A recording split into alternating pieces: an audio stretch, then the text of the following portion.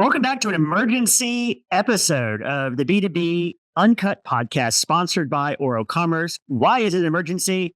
Well, let's see. We're recording this on Thursday, April 10th. This is a couple of days after Liberation Day. So I'll let you all who are listening do the math on why this is an emergency podcast. And we're doing something we've never done before. One, an emergency podcast. Two, bringing back a guest who we just had on the podcast, Jack Moberger from DocUnlock, who was previously on mere weeks ago to talk about B2B, trade, tariffs, the company that he is at, DocUnlock, which does AI-powered digitization for customs brokers and freight forwarders. And we sort of touched lightly on the issue and topic of tariffs because there was already, I think, some churn, some froth in the market back even a few weeks ago about this very topic. Right. If you're playing a little flashback sound from a 60s sitcom with the harp, and we were to go back and we would say, you said, I'm going to quote you, and hopefully we can cut in the audio from the last episode, but you said, every time a major tariff policy changes or a new trade restriction comes into play, it sends shockwaves through the brokerage and freight forwarding world. And that's what we're seeing now. You said brokers suddenly become the most in-demand people in the room. True? Fact check? Absolutely true. And very happy to be here again, Aaron. I'm just coming off of the last day of the NCB FAA annual conference, which could not have been it depends who you ask. If you ask the customs, brokers that were there, they would have said that maybe the busiest possible time that could have been. But I think everyone was very excited to be there. This is the National Association of Customs Brokers and Freight Forwarders. Of course, basically every single person impacted most by these rules when they change. So, coming off some great discussions of the week, and we definitely got some insight into what's going on these days. Fantastic. I want to break down, this is going to be a short episode because I think for our audience, I think there's three things that they really care about. Context, because the news has been just like coming at us faster than we can really even assimilate it. And there's even a lot of contradictory messaging going on. So I think context around what has actually happened. I think that takes us to timeline, which is what is the order of operations? Because as we said, this has been actually the tariff policy changes have been going on for a little while now. And then finally, I think the most impactful piece is what can you do? And this is the most important part. So if you as the listener feel like you have a really good grasp on the context and a really good grasp on the timeline, skip ahead. We'll put the timestamp for the what do you need to do? Because there is some real actionable intelligence coming from Jack on this podcast. So take it away, walk us through the context of what's going on, the timeline, and then what do we do about it? Yeah, absolutely. Thanks, Aaron. So I want to start by just helping folks to orient themselves in kind of the information space, because it's very hectic. It's very volatile. It's also stressful financially for a lot of folks. And there's just a lot going on out there. And so it's hard to sort of disambiguate what the real insight is. So first, the news is, it's an okay place to hear that there's something happening. It is a terrible place to understand what is happening. And I just want to sort of rank a couple of sources for you. So the headline will tell you something's coming. You should generally, be looking out for news when you hear that something is about to happen. But you're not going to get any clarity at all until two other things happen. And generally over the last month, this is how it's played out. So the headline comes out. Then there's an executive order. So whether it's reciprocal tariffs, quote unquote, Liberation Day, whether it's the steel and aluminum stuff, whether it's the auto parts stuff, it starts with an executive order. Then you'll have a couple of folks who are sort of qualified to pontificate, who can help you to sort of, maybe get a sense for what's coming. There's really only two sources for that.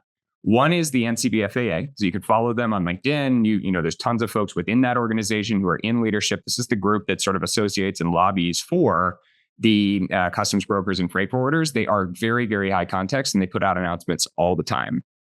And then the second party is sort of the trade attorneys of the world. So the best known is Sandler, Travis, and Rosenberg. They also publish quite a bit of content. And when something happens, they will usually have some post just after that on how folks could potentially interpret it, what may be coming. Even then, though, these folks are very reticent to speculate.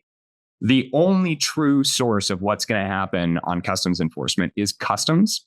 And they actually have a notification system. It's called CSMS. You can sign up for it and start to get these emails. Some of them are very, very technical in nature and talk mostly about HS codes and how certain goods should be classified or how codes should be applied to them.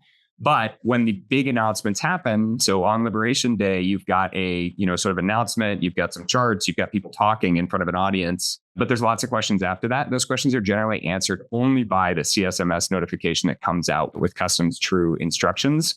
Until that comes out, your broker, your forwarder, almost anyone is unlikely to have a certain answer. And oftentimes waiting is really the only thing they can do too. So the space to keep executing while they wait for those is very helpful. So things are moving super quickly out there right now. There's tons of experts. Many people will claim to know what's going on. If they're not a licensed customs broker, if they're not a, customs and border protection employee themselves or a trade attorney, I would definitely stay away.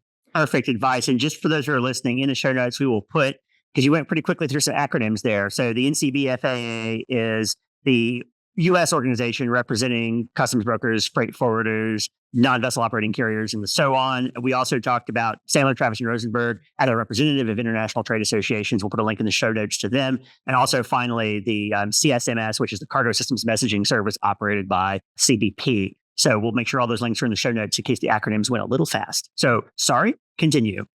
No worries. Yeah, things are moving fast these days. So in that light, let's go through a little bit of a review of just what's happened between sort of the beginning of April and now. We'll start in late March when 232 tariffs for steel and aluminum came online. So, this was really the first time we had insight into how those tariffs were going to apply to goods, from many, many different nations. It's also, the reason I share it is because it really, really complicated things for anyone who's trying to clear entries. So most of what you buy, might have some metal component in it. And those metal components, are what you would call a steel and aluminum derivative often. And so if there's steel or aluminum in those, then now what was, something classified one way needs to be broken out, and the steel and the metal content needs to be declared. And that, then there's a duty that needs to be paid. Because of that, it got much slower to, process entries. A lot of folks probably noticed that folks were starting to move a lot more slowly at that time.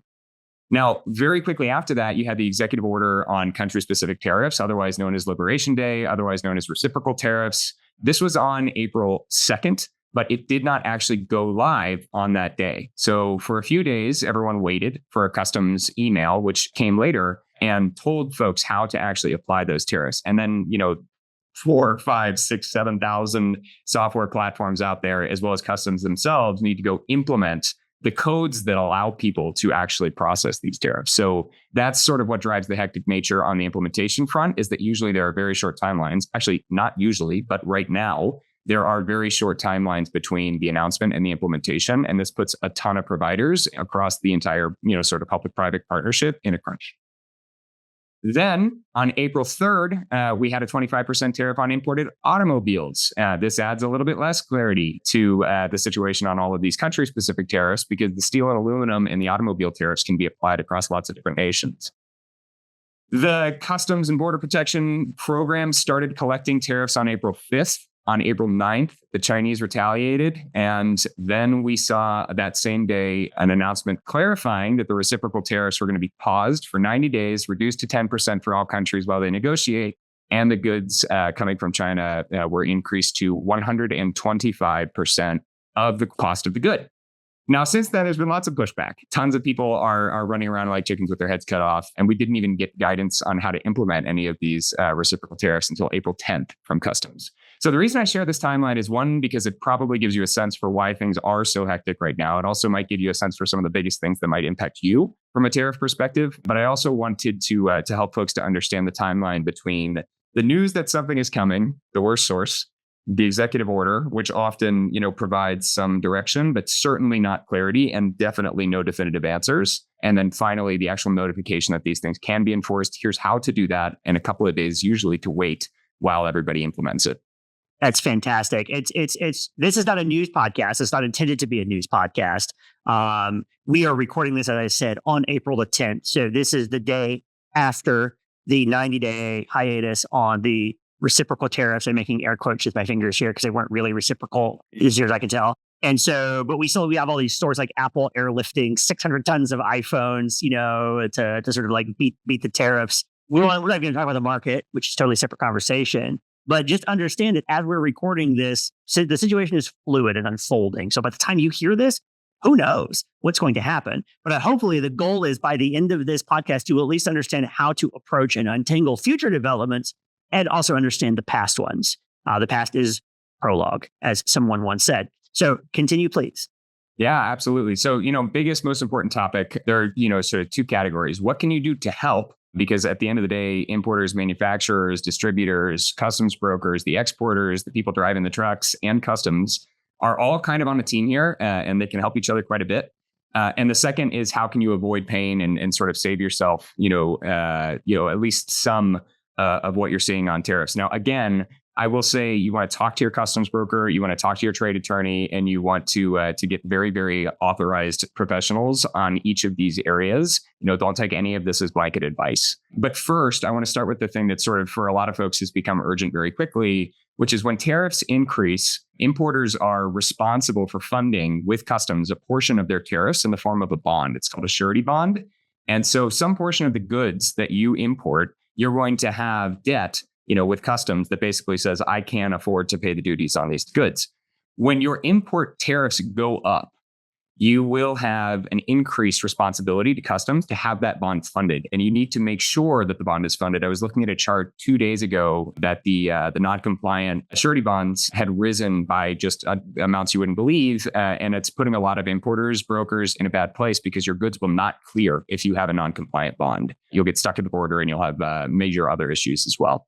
Now, don't bankrupt yourself. That's a good idea. The second is don't bankrupt your broker. So you want to get with CBP and you want to turn on your ACH tariff payments. For a lot of people who have been used to not paying tariffs in the past, or for paying small amounts of tariffs because they live in on a border city, or they're working in a port, importing things from a place where there just aren't many, that really isn't the case with anybody anymore. And so if your customs broker has been paying tariffs on your behalf, they are almost certainly going to be in a stress position financially and from a cash flow perspective if they continue to do so on behalf of so many clients. So make sure that you've got ACH payments set up. You're going to pay them anyway. You'll just pay them to the broker. Now you pay them directly to Customs and Border Protection. You also do not want to pay unnecessary tariffs. So one of the easy ones, and again, there are lots of folks you can talk to about this, but what I hear is some of the most common advice that folks are giving right now is to itemize your invoices for your imports. So as your manufacturers are sending things to you, make sure that you're not declaring goods on a single line item that is basically the total of what it costs to get it there. You want your cost of goods separated out from other non-dutiable charges, like how much it costs to ship it, insurance, other products. But if folks have been in the habit of not having to itemize before, you could cost yourself a lot in duties that you would otherwise not need to pay. But if you don't have the record of what those items are on the invoice, then your broker will not be able to help. And I hear that this is causing a lot of consternation right now. Next, you want to engage drawback advisors. So drawback is something that pops up every time tariffs pop up. And what it means is reclaiming tariffs that you have paid on basically 3 categories of goods. So there's merchandise that went unused. So it was just imported into the US and then immediately exported, or it was destroyed because it didn't meet a quality standard, basically completely unused. Manufacturing. So if you bring something into the country and then it's a input to something else, and you then send that good out for export, you can claw back the tariffs on the goods that you imported at the point that you export them, or if they're rejected. So if they're, sort of just completely removed from the process early on. So when it gets to the border, maybe you decided this isn't a good that you can actually take. And so as a result, it was either destroyed or it was removed from the country. Again, not something that folks think about if they haven't been used to paying tariffs, but you can recover the tariffs on those categories of goods. And there are drawback specialists you can reach out to, plenty around the country, who can help you to do that. Often your customs broker will also provide that service. Finally, and probably most importantly, in terms of not getting yourself in trouble, lots of people, there's customs broker Reddit communities, there's customs broker chats all over the world. And what I'm seeing across a lot of those right now is, hey, is anyone else's importers asking them to do things that we think are maybe not so great? Like, have you gotten a question about, does this really need to be classified as this? Could this be classified as this instead? There is exactly one category of person who can classify these goods. It is a licensed customs broker. There are really strict rules. And right now, the enforcement is going to be extreme. You definitely want to make sure that your goods are classified properly. It is a bigger deal when there are tariffs applied to them. So having someone take a second look is a good idea. There are legal things you can do that are important to do to reduce tariff costs. but do not, try and send your goods under the wrong code. It will end up in a majorly bad place. Fantastic advice. And I guess one thing that sort of popped to mind as you were speaking and you were giving the advice about setting up ACH to pay CBP directly instead of relying on your broker to do it. Which, if you had been doing it, is also tell your broker that you're doing that so that CBP isn't getting double paid, I suppose, would be good. So make sure they're not also. Yeah. This is something that you would set up through your broker, and you'll definitely want to coordinate it so that it's coming exclusively from you. But for sure, the bigger issue is the sort of cash flow crunch that you could put a important partner to you in if they were to have to front a duty and end up with either a fee or be put in a challenging position. I want to ask you a hypothetical question that was posed to me by someone yesterday, which is, if I am a U.S. company, but I have overseas operations, can I have my overseas division ship product to me directly in the U.S.?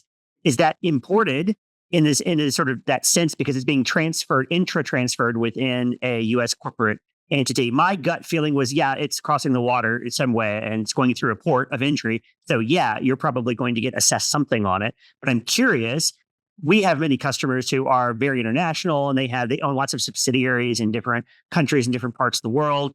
Almost anyone listening probably is at least somewhat connected to a scenario like this.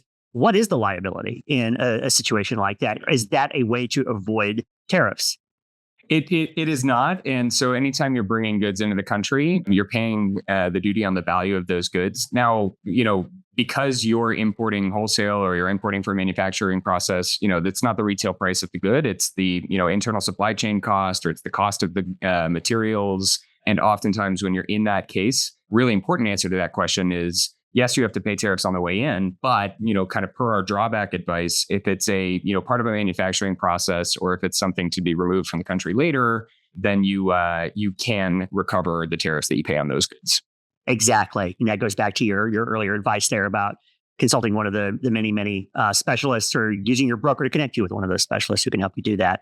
This was really educational, Jack. I very much appreciate your flexibility. For anyone listening, this is extremely spur of the moment. No notes, no prep really, except for everything that was in Jack's head, because you live and breathe this world and have spent an enormous amount of time, I think, in the last week, probably surrounded by people in this industry who are grappling with this exact problem. So really appreciate the educational value of the content you've just delivered to our audience. And please remember to subscribe to the B2B Uncut podcast. Hopefully we don't have to do another one of these in the near future. It does seem possible that you may be on again, because things seem to be changing a lot. So who knows? We may have to deep dive on another related topic in the near future. But Jack from DocUnlock, thank you very much. Appreciate it so much. Thanks very much, Aaron. I appreciate it. And definitely we'll be back anytime you need us. Fantastic. Thank you. Thanks.